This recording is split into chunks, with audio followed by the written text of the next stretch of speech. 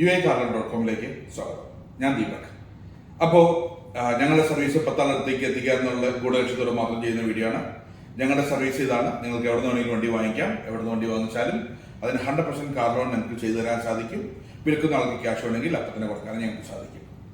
അപ്പോൾ ഇപ്പോൾ സ്വാഭാവികമായിട്ടും ചിലരിപ്പോൾ വിളിക്കുമ്പോൾ ഞങ്ങൾക്ക് വളരെ കുറച്ച് കോളകളാണ് കിട്ടാറുള്ളൂ. ആ കിട്ടുന്ന കോൾ അനുസരിച്ച് പറയുകയാണെന്നുണ്ടെങ്കിൽ ചിലപ്പോൾ ചിലർക്ക് ഉണ്ടാകുന്ന സംശയമായിരിക്കും, എനിക്കൊരു പേഴ്സണൽ ലോൺ ഉണ്ട്, ക്രെഡിറ്റ് കാർഡ് ഉണ്ടെങ്കിൽ എനിക്ക് കാർ ലോൺ കിട്ടുമോ എന്നുള്ളത്. അപ്പോൾ ഈ പേഴ്സണൽ ലോൺ ഉണ്ടായാലും ക്രെഡിറ്റ് കാർഡ് ഉണ്ടായാലും നമ്മുടെ DBR ഓക്കെ ആണെന്നുണ്ടെങ്കിൽ നമുക്ക് കാർ ലോൺ കിട്ടാൻ ചാൻസസ് ഉണ്ട്. എന്താണ് DBR എന്ന് പറയാം? അതായത് നമുക്ക് എത്രയാണോ സാലറി കിട്ടുന്നത്, സാലറി 50% മാത്രമാണ് നമുക്ക് ലയബിലിറ്റി പാടുള്ളൂ.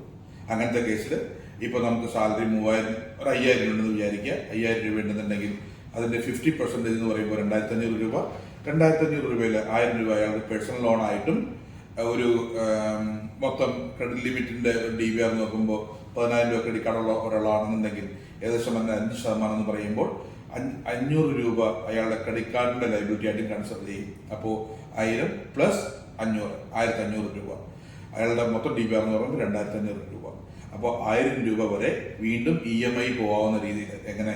വണ്ടിയുടെ വില, വണ്ടിയുടെ ഓൺ റോഡ് എക്സ്പെൻസസ്, നമ്മൾ എത്രയാണ് നമ്മൾ ലോൺ എടുക്കുന്ന എമൗണ്ട്, അതിന്റെ പലിശ എല്ലാം കൂടി കൂടിയിട്ടുള്ള എമൗണ്ട് 1000 രൂപയ്ക്ക് താഴെയായിരിക്കണം, അല്ലെങ്കിൽ 1000 രൂപ വരെ വരാവുള്ളൂ.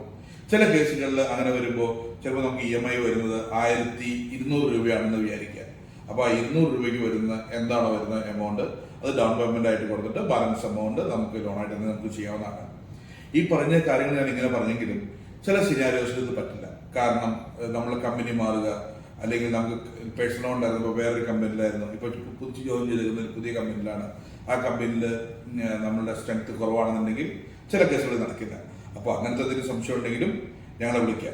അപ്പോൾ നിങ്ങൾ സ്വന്തമായിട്ടൊരു വണ്ടി വാങ്ങിക്കാൻ ആഗ്രഹിക്കുന്നുണ്ടെങ്കിൽ, അത് ത്രൂ ബാങ്ക് ഫിനാൻസ് ആണ് വാങ്ങിക്കാൻ ആഗ്രഹിക്കുന്നതെങ്കിൽ തീർച്ചയായും ഞങ്ങളെയും കൂടി ഒന്ന് കോൺടാക്ട് ചെയ്യുക.